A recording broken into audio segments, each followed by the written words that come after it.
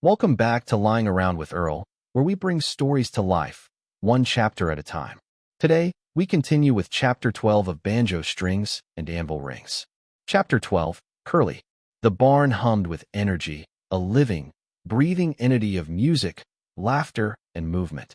The scent of freshly cut hay mingled with the tang of lantern oil and the faint musk of a crowd that had been dancing for hours. Lanterns hung from the rafters, their flickering light casting warm, shifting patterns over the wooden beams and hay-strewn floor. Outside, the cool night air carried the distant song of crickets, blending softly into the lively scene within. Curley Whitfield leaned against a wooden post at the edge of the crowd, his banjo slung casually over one shoulder. At nearly 6 feet tall, he wasn't as big as his father, Andrew, whose towering frame dominated most people's memories. But Curley's lean build, honed by years of hauling carriages and working with teams of horses, carried its own kind of strength. His dark, curly hair, damp from the heat of the evening, framed his face, and his grin was as bright as ever, alive with his usual mischief and charm. Curley thrived on nights like this. The music, the people, and the energy of a crowd brought together by the shared joy of song and dance. But tonight, something, or rather, someone, had him lingering at the edge of the dance floor. Alice Stevens. Her petite frame moved gracefully through the crowd, her strawberry blonde braids swinging lightly with each step.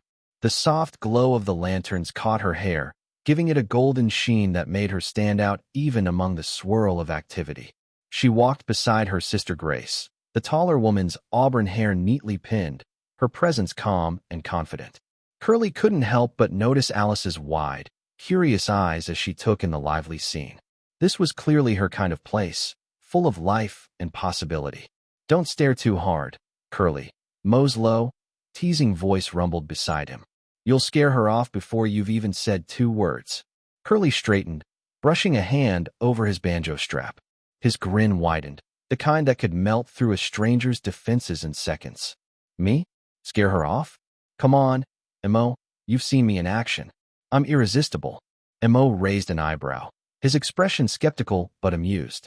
"That confidence of yours might be the only thing bigger than your banjo, Curley." Curley chuckled, clapping Mo on the shoulder. "And it's served me well, hasn't it?" Mo shook his head, his easy smile betraying a touch of fond exasperation. "Just don't trip over yourself out there. This isn't home turf, you're a guest here." Curley adjusted his grip on the banjo, his fingers brushing the worn wood for comfort. He took a deep breath, the swagger in his step dimmed slightly by a flicker of nerves he wouldn't dare admit to. Then, with the practiced ease of someone who thrived on attention, he began weaving his way through the crowd. The hum of voices softened as Curley neared Alice and Grace.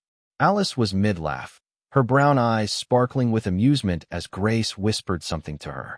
Curley timed his entrance perfectly, stepping into their space with a grin so wide it bordered on cocky. "Evening," he said, tipping his hat just enough to make an impression without overdoing it. "I don't believe we've met. Name's Curley Whitfield." Alice turned toward him, her laughter fading into a small, cautious smile. "Alice Stevens," she replied, her voice polite but curious. "This your band playing tonight?" Curley nodded, glancing toward the stage. "It is. We're not from around here. Elizabeth's our usual stomping ground. But when we heard about this dance, we thought it'd be worth the trip." Grace, standing slightly behind Alice, smiled faintly. "Well, you've certainly got the crowd moving. I can't remember the last time the barn was this lively." Curley's grin widened. "Glad to hear it. We aim to please." Alice tilted her head slightly, studying him with a mix of curiosity and skepticism. "So, what brings you to Petroleum?" "Just the dance." "That?" Curley said, leaning casually on his banjo, "and the chance to meet some new faces.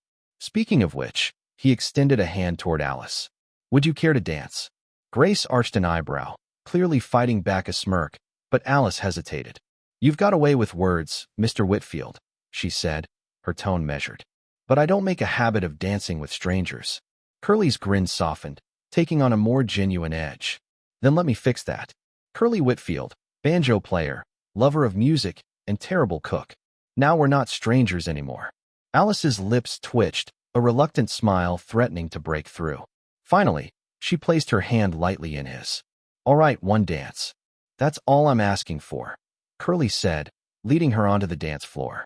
The band struck up a waltz, Fidela's upright bass laying down a steady rhythm as Early's fiddle soared with a melody that tugged at the heart.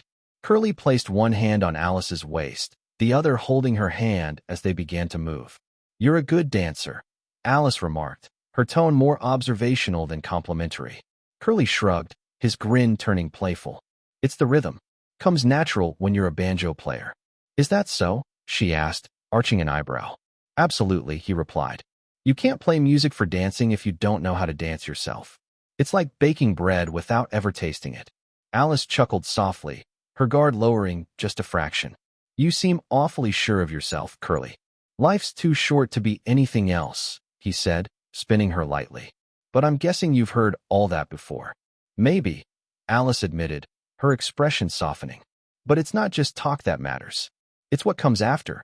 Curly faltered slightly, caught off guard by the depth in her words. For a brief moment, his usual charm gave way to something more genuine. Fair enough. Guess I'll have to show you I mean it, then. Alice didn't respond, but the faint smile tugging at her lips told him he hadn't completely struck out. As the song ended, Curly stepped back, bowing slightly. Thank you for the dance, Miss Stevens. You've made my night. Alice nodded, her gaze thoughtful. It was pleasant. Thank you, Curly. She turned to rejoin Grace, and Curly stayed where he was, watching her go. For the first time in a long while, he felt more than just the thrill of the moment. He felt a spark worth chasing. When he returned to the stage, Mo glanced at him, his expression unreadable. Well? Mo asked, his voice calm but curious. Curly's grin returned, softer this time. She's something. Mo might even be worth behaving for. Mo chuckled, shaking his head. Careful, Curly. Don't go getting serious on us now. Curly smirked, plucking a few notes on his banjo as the next song began. But as the music filled the barn once more, his thoughts lingered on Alice Stevens. For the first time, the idea of putting effort into something, or someone, felt like more than just a passing notion. And that was Chapter 12 of Banjo Strings and Anvil Rings. If you love storytelling and history, don't forget to like, subscribe, and hit the bell so you never miss a chapter. See you next time.